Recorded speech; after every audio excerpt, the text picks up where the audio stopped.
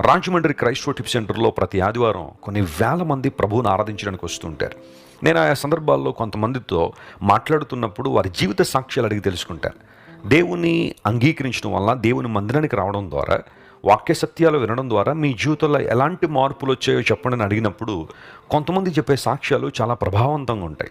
ఒకప్పుడు వారి జీవితాలు వేరు, ఒకప్పుడు వారి బ్రతుకులు వేరు. కానీ ప్రభువుని అంగీకరించిన తర్వాత, రక్షణ పొందిన తర్వాత, క్రీస్తు మార్గంలో వారు నడుస్తున్నప్పుడు వారి జీవితాల్లో దేవుడు చేసిన గొప్ప కార్యాలు, ఆయన ఇచ్చిన విడుదల, విమోచన చాలా ఉన్నతమైంది.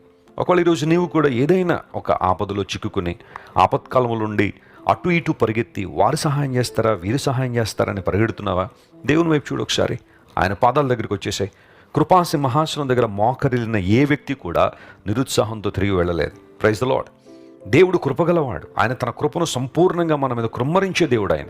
వాస్తవానికి మన పాపాన్ని బట్టి మన మీద ఉగ్రత నిలిచి ఉండాలి, కానీ యేసు ప్రభు వారి లోకానికి వచ్చి ఉగ్రతను ఆయన భరించి మనందరికీ రక్షణ ఇచ్చారు.